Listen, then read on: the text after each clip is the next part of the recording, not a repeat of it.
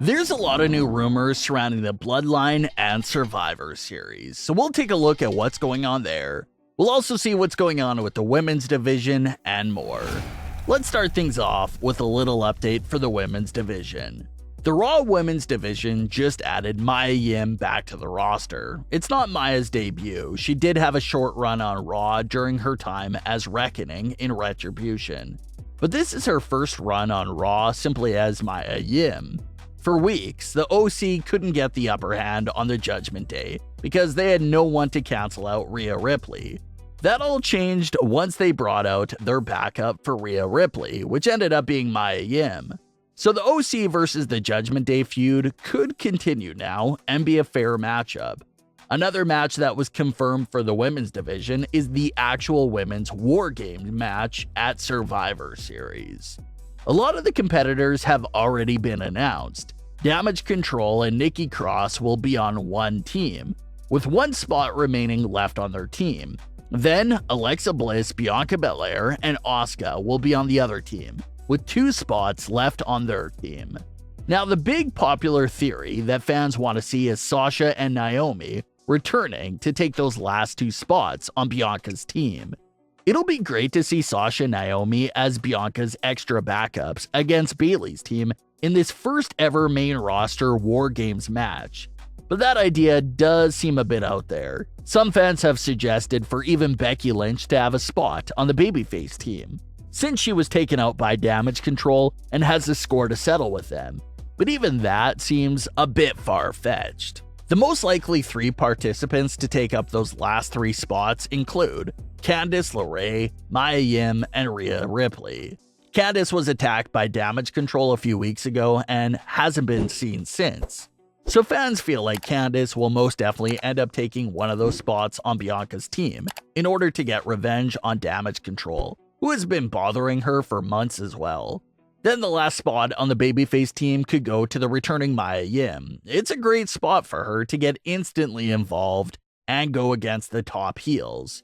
And the one remaining spot on the heel team could be Rhea Ripley. Rhea has been building a lot of momentum right now, so she can step up into that last spot on the heel team and go after Mia Yim and others. So there's currently still three spots open, but those are three names that are most likely going to take those spots. In other news for the women's division, Nikki Cross recently won the 24/7 title and quickly disposed it near the garbage bin. Obviously, it doesn't take a genius to understand what they were hinting at there with a moment like that. Usually when someone trashes a title like that, it's an on-screen way of retiring the title. As everyone knows, the 24/7 title was supposed to be like a modern-day hardcore title. But things quickly shifted gears and the title became known for comedy more than anything else. It was a comedic bit of the show and not really looked at as an actual championship. It was also reported that Triple H was never a fan of the 24/7 title, and that's why it hasn't been featured much during his television regime so far. Even the November 7th edition of Raw was the first time the 24/7 title had been seen in months, and it looks like it was brought back just to be retired. So even the 24/7 title situation is pretty interesting.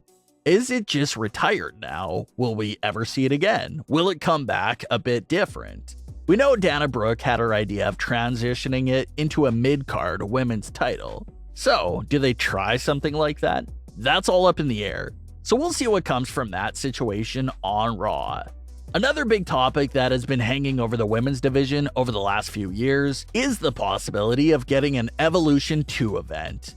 The first ever women's only event took place in 2018, and there's been no confirmed date for a sequel to that event ever since. Natalya recently spoke to Darren Stone and said that she thinks Evolution 2 will happen. She had this to say, quote, "Yes, I definitely see Stephanie wanting to do more with women's wrestling. Stephanie has always wanted women to have more representation. She doesn't want a show where it's 75% male matches and 25% women's matches. She wants a show that there's half men and half women. She wants equality for the women in WWE, and she's been vocal about it, and it's really cool.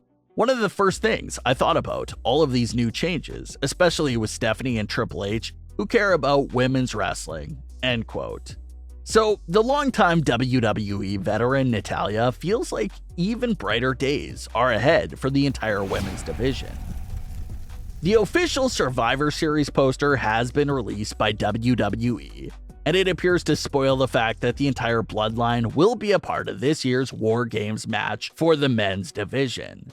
We previously discussed the women's WarGames match, but the men will also get the same match. The official poster features Roman Reigns, the Usos, Solo Sikoa, and Sami Zayn front and center on the graphics. Clear indication that the Bloodline members will make up half of the men's WarGames match.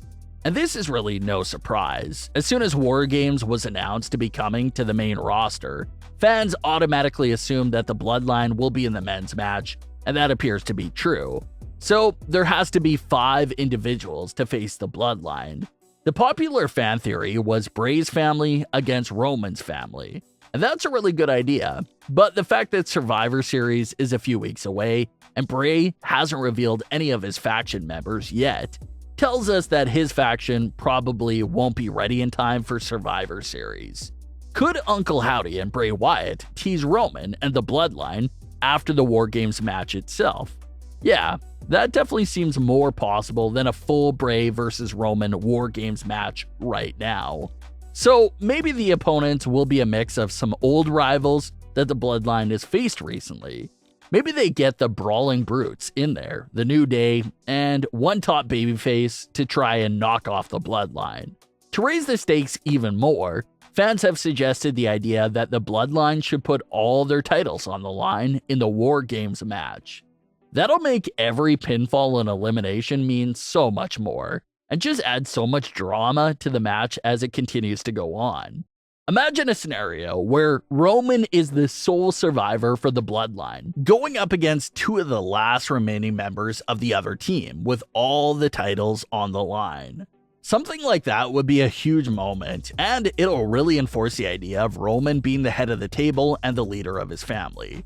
They all got eliminated, and he was the one that single-handedly defended their family's honor and retained their titles for them. A whole scenario like that would put a lot on the line and really make the match mean something. Even if there turns out to be no titles on the line, this WarGames match already appears to be a massive upgrade from the meaningless Raw vs. Smackdown matches that we've seen at Survivor Series over the last few years. But what are your thoughts on all of today's stories with the Bloodline and the women's division? Leave your comments below, don't forget to subscribe with all notifications on, and leave a like if you enjoyed. Thanks for watching, guys.